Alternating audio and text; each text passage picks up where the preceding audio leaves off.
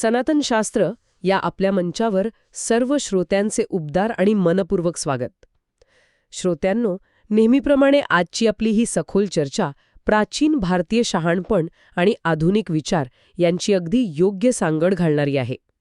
आज आपण थेट भूतकाळात एक मोठी उडी मारणार आहोत. भूतकाळात उडी मारणे नेहमीच रंजक असते. नक्कीच. श्रोत्यांनो, थोडी कल्पना करा. आजपासून तब्बल 2300 वर्षांपूर्वी जेव्हा एका पाश्चात्य म्हणजेच ग्रीक व्यक्तीने पहिल्यांदा भारताच्या भूमीवर पाऊल ठेवलं असेल, तेव्हा त्याला नक्की काय दिसलं असेल, त्याच्या मनात काय विचार आले असतील. खरोखरच एक अद्भुत विचार आहे बरं का. हो ना. म्हणजे त्याला तिथे एखादा गोंधळलेला समाज दिसला असेल की एक अत्यंत प्रगत, शिस्तबद्ध आणि स्वतःच्याच एका लयीत चालणारा देश दिसला असेल. खरं तर जेव्हा आपण स्वतःकडे एका अनोळखी व्यक्तीच्या नजरेतून पाहतो, तेव्हा आपल्याला आपल्या संस्कृतीचे असे काही पैलू दिसतात ज्यांच्याकडे आपले नेहमी दुर्लक्ष झालेले असते. एखाद्या त्रयस्थाच्या नजरेतून आपण स्वतःला अधिक स्पष्टपणे पाहू शकतो. अगदी बरोबर. आणि म्हणूनच आजच्या या अध्ययन सत्रात आपण ग्रीक राजदूत मेगस्थनीज याच्या इंडिका या ग्रंथाच्या आधारे मौर्यकालीन भारताचे एक अतिशय वेगळं चित्र पाहणार आहोत. मेगस्थनीजचे मूळ लिखाण काळाच्या ओघात हरवले असले तरी एरियन आणि स्ट्रॅबो यांसारख्या नंतरच्या ग्रीक इतिहासकारांनी ते जतन करून ठेवले आहे. हो, आणि ती माहिती आज आपल्यासाठी खूप मोलाची आहे. नक्कीच. आजचा आपला उद्देश केवळ इतिहासाची उजळणी करणे हा मुळीच नाही, तर प्राचीन भारतीय समाजव्यवस्थेने आधुनिक काळातील अनेक नागरी आणि प्रशासकीय प्रश्नांची उत्तरे तेव्हा कशी दिली होती याचा मुळापासून वेध घेणे हा आहे. चला तर मग या ऐतिहासिक प्रवासाला सुरुवात करूया. कोणत्याही आवाढव्य साम्राज्याची आणि संस्कृतीची खरी ओळख ही त्याच्या राजधानीवरून होते. त्यामुळे आपण चंद्रगुप्त मौर्यांची राजधानी पाटलीपुत्र म्हणजेच आजचे पटना येथून सुरुवात करूया. पाटलीपुत्र. हो, पाटलीपुत्र हे केवळ एक शहर नव्हते, तर त्या अवाढव्य मौर्य साम्राज्याचे हृदय होते. मेगस्थनीजने या शहराचे जे वर्णन केले आहे ते एका ग्रीक माणसाच्या दृष्टिकोनातून खूपच भव्य आणि खरोखरच आश्चर्यकारक आहे. हो, मी वाचले आहे की गंगा आणि शोन नद्यांच्या संगमावर वसलेले हे शहर तब्बल 14 किलोमीटर लांब होते. शहराला मोठी लाकडी तटबंदी होती, 570 भव्य टॉवर्स होते आणि चक्क 64 दरवाजे होते. बापरे, हा आकडा आजही थक्क करणार आहे. हो ना. शिवाय संरक्षणासाठी एक अत्यंत खोल आणि मोठा खंदक खोदलेला होता. पण मला इथे एक शंका येते. हे सगळे वाचताना असे वाटत नाही ना की तो फक्त आपल्या राजाला खुश करण्यासाठी किंवा स्वतःचं महत्त्व वाढवण्यासाठी थोडी अतिशयोक्ती करत होता. 570 टॉवर्स ही संख्या इसवी पूर्व 300च्या काळात खूपच अवास्तव वाटते. हा संशय येणं अगदी नैसर्गिक आहे. म्हणजे प्राचीन नोंदींमध्ये अनेकदा आकड्यांची फुगवणूक असतेच. पण इथेच इतिहास आणि पुरातत्वशास्त्र एकमेकांना जोडले जातात आणि आपल्याला ठोस उत्तरे देतात. म्हणजे याला काही पुरावे आहेत? नक्कीच. आधुनिक काळात जेव्हा पटनाजवळ कुम्रहार आणि बुलंदी बाग येथे उत्खनन झाले, तेव्हा तिथे खरोखरच या लाकडी तटबंदीचे आणि भव्य वास्तूंचे भक्कम पुरावे सापडले. त्या खंदकाचे अवशेषही मिळाले. त्यामुळे मेगस्थनीज अतिशयोक्ती करत नव्हता. अरे छा. हो, तो जे पाहत होता ते अतिशय प्रामाणिकपणे नोंदवत होता. आणि या शहराची केवळ भव्यताच नाही, तर त्याची प्रशासकीय रचना जास्त थक्क करणारी होती. हो, त्याने शहराचा कारभार चालवणाऱ्या 6 समित्यांचा उल्लेख केला आहे ना. प्रत्येकी 5 सदस्यांच्या या समित्या होत्या. मला समजते की व्यापार, उद्योग, सार्वजनिक कामे यासाठी समित्या असणं स्वाभाविक आहे. पण एक समिती फक्त जन्म आणि मृत्यूची नोंद ठेवण्यासाठी होती. अगदी बरोबर. म्हणजे त्या काळात भारताकडे स्वतःची एक म्युनिसिपल कॉर्पोरेशन किंवा प्रोटोसेन्सस व्यवस्था होती, जी लोकसंख्येची नोंद ठेवत होती. युरोपला अशी अधिकृत नोंदणी करायला पुढची 1000 वर्ष लागली. तसं पाहिलं तर या समितीचे काम कसे चालायचे हे समजून घेणं जास्त महत्त्वाचं आहे. ही केवळ नावांची एक यादी नव्हती. जन्म-मृत्यूची नोंद ठेवण्यामागे एक अतिशय प्रगत आर्थिक आणि प्रशासकीय विचार होता. तो कसा? राज्यात किती लोक राहतात याचा अचूक डेटा असल्याशिवाय कर प्रणाली राबवणे किंवा संसाधनांचे वाटप करणं शक्य नसते. चाणक्यांच्या अर्थशास्त्र या ग्रंथातही अशाच लोकसंख्या नोंदणीचे तपशीलवार वर्णन आढळते. याला आपण दुहेरी पुष्टी म्हणू शकतो. मेगस्थनीज आणि चाणक्य दोघेही एकाच गोष्टीकडे बोट दाखवत आहेत. पण राज्याला हा डेटा का हवा होता? केवळ कर गोळा करण्यासाठी? नाही, केवळ कर नाही, सिंचनासाठी पाण्याचे समान वाटप करणे, दुष्काळात धान्याचे नियोजन करणे यासाठीही माहिती आवश्यक होती. राज्याकडून सिंचनासाठी पाण्याचे सर्वांना समान वाटप होत असे. वा, पाण्याचे समान वाटप. हो, पाण्याचे समान वाटप हा केवळ एक नियम नव्हता, तर राज्याने दिलेली हमी आणि कायदेशीर अधिकार होता. जेव्हा तुमच्याकडे जन्ममृत्यूचा अचूक डेटा असतो, तेव्हाच तुम्ही पाण्याचे आणि धान्याचे योग्य नियोजन करू शकता. म्हणजे आज आपण ज्याला डेटा ड्रिव्हन गव्हर्नन्स म्हणतो, त्याचा हा प्राचीन पाया होता. शहराची लोकसंख्या, कर आणि सिंचन या सगळ्यांची सांगड घालण्यासाठी हा डेटा वापरला जात होता. हे खरोखरच डोळे उघडणारे आहे. होय, आणि याच प्रगत नियोजनामुळे हे शहर इतके भव्य बनू शकले. आता एवढे मोठे आणि सुनियोजित शहर म्हटले की साहजिकच जगभरातून परदेशी व्यापारी तिथे येत असणार. पण मेगस्थनीजला तिथे सर्वात मोठा धक्का परदेशी लोकांच्या बाबतीत बसला असे मी ऐकले आहे. अगदी बरोबर. तो सांगतो की परदेशी नागरिकांच्या संरक्षणासाठी राज्यात विशेष अधिकारी नेमले होते. विशेष अधिकारी परदेशी लोकांसाठी? होय, आजारी पडल्यास त्यांना वैद्यकीय सुविधा आणि दुर्दैवाने मृत्यू झाल्यास त्यांच्यावर सन्मानाने अंत्यसंस्कार करून त्यांची संपत्ती मायदेशातील नातेवाईकांपर्यंत पोहोचवली जात असे. हे ऐकायला खूप छान आणि आदर्श वाटते. पण मला एक सांगा, ग्रीकांसाठी यात एवढे आश्चर्य वाटण्यासारखे काय होते? परदेशी पाहुण्यांची काळजी घेणे ही तर साधी माणुसकी आहे ना. इथेच आपल्याला तत्कालीन जागतिक परिस्थिती समजून घ्यावी लागेल. त्या काळात ॲथेन्स किंवा स्पार्टासारख्या ग्रीक शहरांमध्ये परकीय नागरिकांना कोणतेही कायदेशीर हक्क नव्हते. खरंच? कोणतेच कायदेशीर हक्क नव्हते? नाही. त्यांना अनेकदा संशयाने पाहिले जात असे. एखादा परदेशी माणूस तिथे आजारी पडला तर त्याची काळजी घेण्याची जबाबदारी राज्याची नसे. पण भारतात मेगस्थनीजने जे पाहिले ती अतिथी देवो भव ही संकल्पना होती. पण मग ही संकल्पना केवळ एक भावनिक आणि नैतिक मूल्य होती की त्यामागे काही व्यावहारिक राजकारण होते? हा अत्यंत अचूक प्रश्न आहे. हे केवळ नैतिक मूल्य नव्हते. तो एक अत्यंत कडक कायदेशीर आणि आंतरराष्ट्रीय व्यावसायिक प्रोटोकॉल होता. म्हणजे व्यापाराला चालना देण्यासाठी? अगदी बरोबर. भारत हा त्या काळी सुती कापड, मसाले आणि मौल्यवान खडे यांच्या व्यापाराचे जागतिक केंद्र होता. मौर्य साम्राज्याला हे चांगले माहीत होते की जर आंतरराष्ट्रीय व्यापार वाढवायचा असेल तर परदेशी व्यापाऱ्यांना सुरक्षित वाटले पाहिजे. सुरक्षितता ही व्यवसायासाठी खूप महत्वाची असते. हो ना. जेव्हा राज्याकडून थेट त्यांच्या जीविताची आणि मालमत्तेची हमी घेतली जाते तेव्हा साहजिकच तिथे व्यापार भरभराटीला येतो. मुत्सद्देगिरी आणि अर्थशास्त्र यांचा हा सुरेख संगम होता, ज्यामुळे भारत एक सुरक्षित जागतिक व्यापार केंद्र बनला. व्यापाराला कायद्याची आणि सन्मानाची जोड कशी द्यायची हे आपण नक्कीच त्यांच्याकडून शिकू शकतो. हे झाले परदेशी लोकांबद्दल. पण स्थानिक भारतीयांचे जीवन कसे होते? मेगस्थनीजने भारतीय व्यवस्थेला ज्या ग्रीक चष्म्यातून पाहिले ते मला फारच रंजक वाटते. हो, तो भाग खूपच गमतीशीर आणि महत्वाचा आहे. त्याने भारतीय समाजाचे वर्णव्यवस्थेऐवजी 7 व्यावसायिक वर्गांमध्ये वर्गीकरण केले. तत्त्ववेत्ते, शेतकरी, पशुपालक, कारागीर, योद्धे, प्रशासक आणि राजेशाही सल्लागार. म्हणजे त्याने मूळ वर्णव्यवस्था पाहिलीच नाही का? तो इथे थोडा गोंधळला होता. भारतीय समाजातील वर्णव्यवस्थेचा मूळ गाभा त्याला समजला नाही. त्याने फक्त लोक प्रत्यक्ष काय काम करतात, त्यांचे व्यवसाय काय आहेत, यावरून हे 7 वर्ग पाडले. ही कॉर्पोरेट कंपनी पाहिली. त्याला तिथली अंतर्गत रचना, HR पॉलिसीज किंवा पदोन्नतीचे निकष काहीच माहीत नाहीत. बरोबर. तो फक्त बघेल की काही लोक कम्प्युटरवर कोड लिहित आहेत, काही लोक कॅबिनमध्ये बसून निर्णय घेत आहेत आणि काही लोक कॅफेटेरिया चालवत आहेत. तो त्याच्या समजुतीनुसार त्यांचे वर्ग पाडेल. तसेच काहीसे मेघस्थनीजचे झाले असेल का? हे अगदी चपखल उतरण आहे. तो जे पाहत होता त्याने त्याच्या ग्रीक राजकीय चौकटीत बसवण्याचा प्रयत्न केला. पण त्याचे हे गैरसमजही आपल्याला खूप काही सांगून जातात. ते कसे? बघायला गेलं तर त्याच्या लेखनातून हे स्पष्ट होते की मौर्यकालीन भारत हा अत्यंत शिस्तबद्ध आणि प्रत्येक व्यक्तीची भूमिका निश्चित असलेला समाज होता. तिथे त्याला गोंधळ दिसला नाही, तर कामाची स्पष्ट विभागणी दिसली. पण ह्याच सामाजिक वर्णनात एक असा दावा आहे जो आजही इतिहासकारांना बुचकड्यात टाकतो. मेगस्थनीजने अतिशय ठामपणे लिहून ठेवले आहे की भारतात गुलामगिरी नव्हती. हा एक अतिशय वादग्रस्त पण महत्वाचा मुद्दा आहे.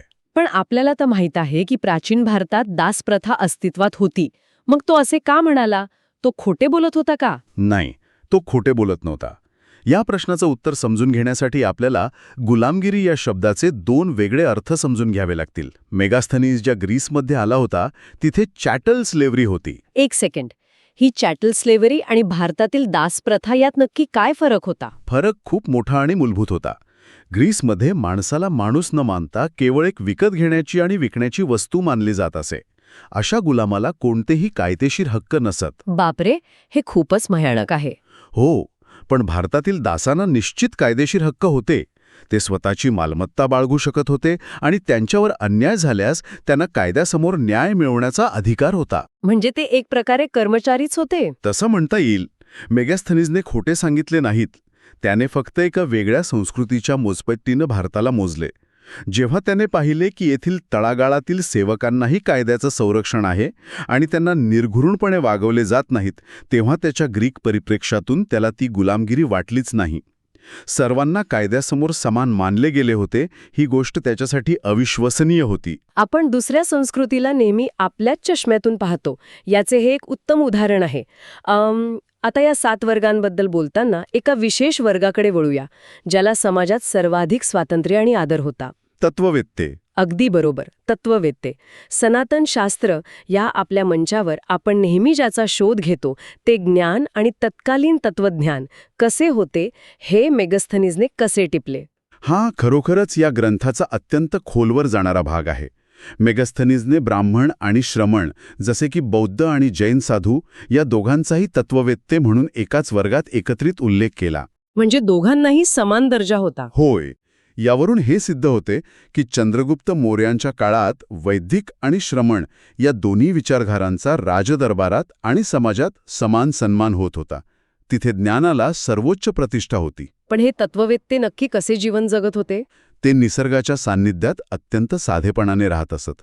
अनेक श्रमण हे साधेपणाचे प्रतीक म्हणून पांढरा वेश परिधान करत असत. हे साधू शारीरिक आणि मानसिक शुद्धीसाठी योग साधनेचा अवलंब करत असत. हे मेगास्थनीजने अतिशय कुतूहलाने नोंदवले आहे. योग साधना? वा. हो, आणि जेव्हा हे तत्ववेत्ते निसर्ग, आत्मा आणि ब्रह्मा यांसारख्या अत्यंत गूढ आणि वैश्विक संकल्पनांवर चर्चा करत, तेव्हा मेगास्थनीजला त्यात ग्रीक तत्वज्ञानाची झलक दिसली. म्हणजे भारतात हे तत्वज्ञान केवळ बंद खोलीतील चर्चांपुरते मर्यादित नव्हते. अगदी बरोबर. ग्रीसमध्ये तत्वज्ञान हे बऱ्याचदा उच्चभ्रू लोकांच्या बौद्धिक चर्चांपुरते मर्यादित असे. पण भारतात तत्वज्ञान हे प्रत्यक्ष जगले जात होते. प्रत्यक्ष जगले जात होते म्हणजे दैनंदिन जीवनात. हो, मेगास्थनीजने नोंदवले आहे की जेव्हा हे तत्ववेत्ते यज्ञाच्या वेळी किंवा सार्वजनिक सोहळ्यांमध्ये मंत्र म्हणतात, तेव्हा त्यामागे केवळ एक कर्मकांड नसे, त्यामागे संपूर्ण समाजाचं कल्याण आणि निसर्गाशी असलेला मानवाचा एक अतूट ऋणानुबंध जपण्याची भावना होती. निसर्ग आणि मानवाचा ऋणानुबंध. किती सुंदर विचार आहे हा. हो ना. निसर्ग आणि मानवी जीवन यांच्यातील हा ऋणानुबंध तत्कालीन समाजाचा पाया होता. म्हणूनच भारतात केवळ भौतिक संपत्तीला नाही, तर ज्ञानमार्गाला समाजाचं सर्वोच्च ध्येय मानले गेले होते.